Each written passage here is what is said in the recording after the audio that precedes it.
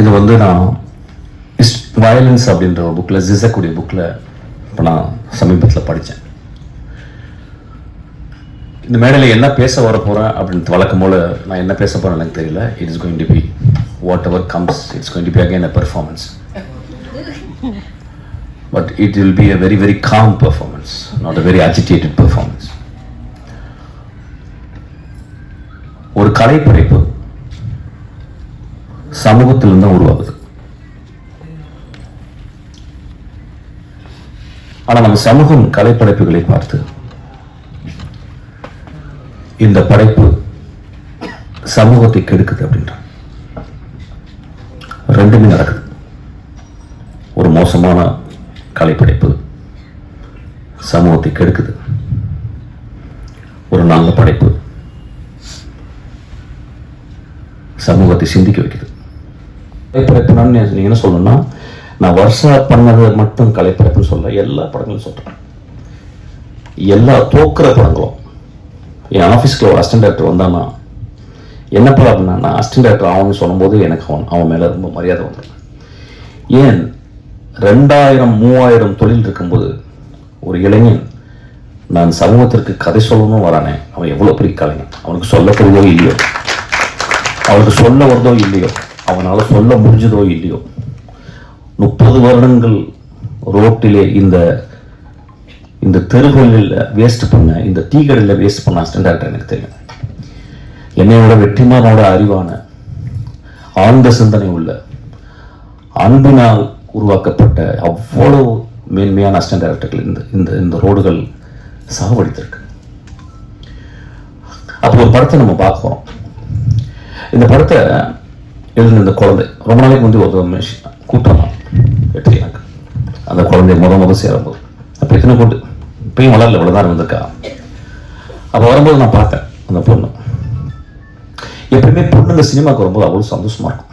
ஏன்னா நான் ஒரு பேர்ட் கேர்ள்னு சமூகத்தில் சொல்லியிருக்கேன். என்னை பேர்ட் கேர்ள் நீங்கள் சொல்கிறீங்களே, நீங்கள் கொஞ்சம் ஒத்து பாருங்க, என்னை கொஞ்சம் ஒத்து பாருங்க, என் வாழ்க்கையை ஒத்து பாருங்க. உங்களுக்கு 30 நாட்கள் ஓடி போகுது, என் 30 நாட்கள் உங்களை மாதிரியா ஓடுது. எத்தனை நாட்கள் என்னை வீட்டுக்குள்ள அடக்கி இருக்கிறீர்கள், எத்தனை நாட்கள் என் பூஜை அறைக்கு வரவிடாமல் என்னை அழைக்கிறீர்கள், எத்தனை நாட்கள் நான் வாய் பேசக்கூடாது என்று சொல்கிறீர்கள், எத்தனை நாட்கள் நான் வேகமாக நடக்கக்கூடாது என்று சொல்வீர்கள். அப்புறம் ஒரு கேள்வி கேட்டிருக்கிறேன். இந்த கேள்வி ஒரு பெரிய கலைப்படைப்பின் அல்லது ஒரு பெரிய தர்மத்தில் இருந்து எழுந்த கேள்வி அல்ல. ரொம்ப சிம்பிளான கேள்வி, ரொம்ப எளிமையான கேள்வி. எனக்கு நல்ல ஞாபகம் இருக்கு. 17 வயசு, ரொம்ப கஷ்டப்பட்டு என் ஃப்ரெண்ட்ஸ்ட வந்து 3 சரோஜரவி புக், செக்ஸ் புக் வாங்கிட்டு வந்தேன். ரொம்ப கஷ்டம், அது கிடைக்கிறது ரொம்ப கஷ்டம். அது ஃபர்ஸ்ட் ஆஃப் வந்து நீங்கள் பார்த்தீங்கன்னா இந்த படத்தினுடைய பிளானை பாருங்கள். ஒரு சின்ன குழந்தை, அந்த குழந்தை ஆனால் 3 பருவத்தை சொல்வதற்காக 3 கேமராமேனை தேர்ந்தப்பட்டிருக்கான். அவ எவ்வளவு பெரிய ஒருத்தர், அதுக்காக ஒரு கிளாப் அடிப்பாங்க. அது எவ்வளவு சீரியஸா இயங்குறா பாருங்க. She would have very easily asked for some great cameraman like P.C. Sriram or somebody else. They would have come for grassroots. They would have come. They would have readily accepted even for a peanut of money. அவ ஏன் 3 எனக்கு 3 வேற பெர்ஸ்பெக்டிவ்ல பண்ணும். C இந்த உலகமே perspective கிடைக்க மாட்டேங்குது இந்த உலகத்துக்கு. அப்போ பாருங்க, அவ இன்னும் 30-40 வருடம் ஒரு மிகச்சிறந்த இந்தியாவின் மிகச்சிறந்த டைரக்டர் ஆக போறதுக்கு இங்க விதைய ஆரம்பிக்குது. அவ 3 பெர்ஸ்பெக்டிவ்ல பார்க்கறான். அதுக்கப்புறம் தெரிஞ்ச ஒரு ஹீரோயினை யாரையோ கூட்டியாந்து அது பண்ணல, யாரோ ஒரு தெரியாத ஒரு பொண்ணு இவர் தேடுறான். இந்த வாழ்க்கையில வந்து வருஷம் ஒருக்கா அந்த படத்தில் நடிச்ச அந்த கதாநாயகனுக்கும் அந்த வாழ்க்கை இருக்கு. இங்க இருக்க எல்லா பெண்களும் அந்த வாழ்க்கை இருக்கு. இந்த மாதிரி ஒரு விழாவை நான் பார்த்ததே இல்லை. முழுக்க ஆண்களால் ஆக்கிரமிக்கப்படும் ஒரு விழா இன்று முழுக்க பெண்களால் ஆயிருக்கு. இத்தனை ஆங்கிள் இவ்வளவு அழகா எந்த படமும் காட்டல. மணி சார் ஒரு பேட்டியில் சொல்லியிருக்காரு, there are very very few directors who knows how to compose close-ups அப்படின்ட்டு. I think she is one of the director. இந்த படத்துல அந்த க்ளோஸ்அப்ல அந்த கதாநாயகனுடைய பருவ காட்டிருக்கு. அது வெரி சிம்பாலிக். அந்த பருவ வந்து எவ்வளவு இரிட்டேட்டிங்கா இருக்க ஒரு விஷயம். ஆனால் பரு இல்லாத வாழ்க்கை இருக்க. பரு இல்லாமல் ஒரு பெண் பருவம் அடைய முடியுமா? அப்போ வாழ்க்கையில் நமக்குள்ள இருக்கு. ஒட்டடை குச்சிகள் இல்லாத வீடு முழுமையாகுமா? ஒட்டடை குச்சிகள் இல்லாத வீடு முழுமையாகுமா? வீட்டுக்குள் எப்பொழுதுமே ஒட்டடைகள் செய்வோம். என் மகளுக்கு ப்ராப்ளம் வந்திருக்கு. இன்னைக்கு அவள் ப்ராப்ளம் இல்லாமல் இருக்கா. 26 வருஷம் 25 வயசுல. இன்னைக்கு என் மகளை பார்த்தா அப்படியே எதை பற்றியும் நான் கேட்கறது இல்லை. ஆனால் அவளுக்கு 13 வயது பருவம் அடைந்தது அவளுக்கு நிறைய ப்ராப்ளம் வந்திருக்கு. நம்ம எல்லாருக்குள்ளேயும் கருணையோடு நம்ம பார்க்கணும். To her, she is such a big and vibrant personality. She was really wonderful to work with. Sharanya, thank you so much for, she is such a warm person, honestly, so friendly, so down to earth and just so sweet.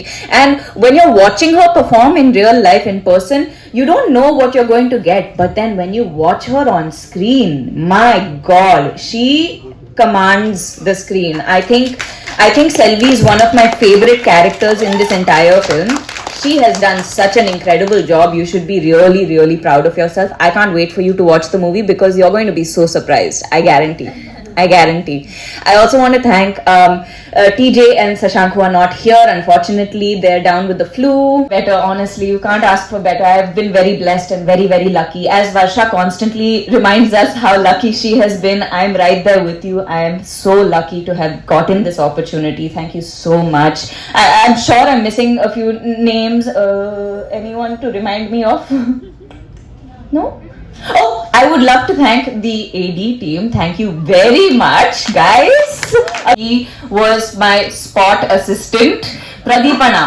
I really would not have survived without him, and I need to mention his name as well. He's not here because he's working, but yeah, Pradeepana, thank you so much. Eventல இந்த மாதிரி ஸ்டேஜ்ல ஏத்தி விட்டாங்க. அதுதான் first time நான் ஸ்டேஜ்ல ஏறினது. அதுக்கு முன்னாடி நான் ஏறினதே இல்லை. அன்னைக்குல இருந்து இன்னைக்குள்ள நிறைய நடந்துருச்சு. It's been a fairy tale. Trailer launch அப்பவும் நர்வஸா இருந்தேன், இப்போ கொஞ்சம் நர்வஸா இருக்கேன். ஆனால் கொஞ்சம் கம்மி நர்வஸா இருக்கேன்னு நினைக்கிறேன். அப்போ நிறைய தலையாட்டினேன், இப்போ கம்மி ஆட்ட போறேன். ஸோ அப்போ லாஸ்ட் டைம் நான் ஸ்டேஜ் ஏறினப்போ ஒரு சின்ன எடிட் மானிட்டர்ல நாங்க few people had just watch the film over and over again. அப்போலேருந்து இப்போ வரைக்கும் ஒரு 13 ஃபிலிம் ஃபெஸ்டிவல்ஸ் போயிருக்கோம். நிறைய நாடுகள் டிராவல் பண்ணியிருக்கு இந்த படம். நான் நிறைய நாடுகள் ஃபர்ஸ்ட் டைம் என் பாஸ்போர்ட்ல இவ்வளோ வாட்டி ஸ்டாம்ப் ஆயிருக்கு. ஸோ பேங்காக் தான் ஒரே ஒரு வாட்டி முன்னாடி போயிருந்தேன். இப்போ நிறைய ஸ்டாம்ப் வந்துருச்சு பாஸ்போர்ட்ல. ஸோ இப்போ all of this has happened. It's been a fairy tale without a prince. Bad girl is my everything. Prince except for prince. But so இப்போ a confident and anxious and nervous person. Bad girl வந்து என்னை இன்னும் பெரிய மேடைகளுக்கு எடுத்துட்டு போய் என்னோட under கான்ஃபிடென்ஸையும் ஆங்ஸைட்டியும் இன்னும் பெரிய ஸ்டேஜுக்கு எடுத்துட்டு போய்